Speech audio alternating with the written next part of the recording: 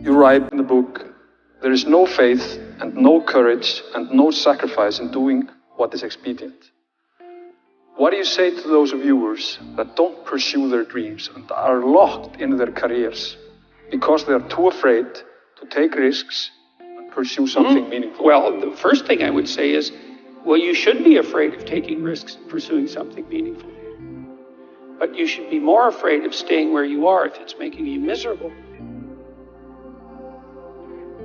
You're paying a price by sitting there being miserable. You might say, well, the devil I know is better than the one I don't. It's like, don't be so sure of that. The clock is ticking.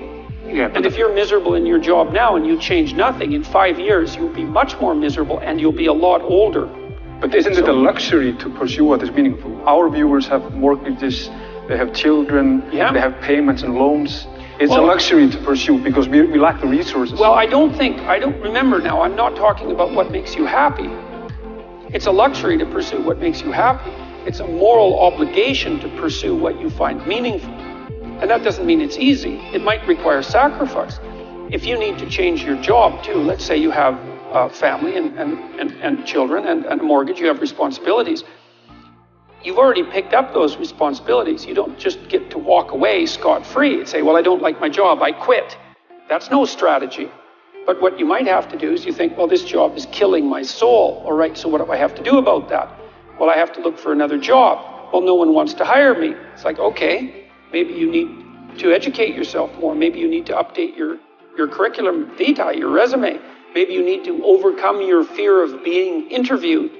Maybe you need to sharpen your social skills. Like, you have to think about these things strategically. If you're going to switch careers, you have to do it like an intelligent, responsible person. That might take you a couple of years of effort to do properly.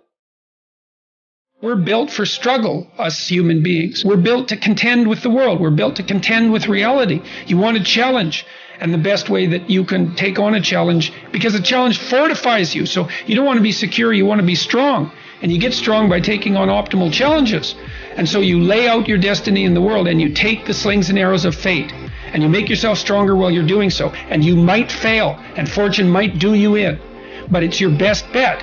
And, you know, people that have extracted unbelievable successes out of catastrophic failures. And I'm not saying that in a naive way. I know perfectly well what happens to people. You know, you're doing fine in life and then you get cancer. And then 6 months later, you're dead.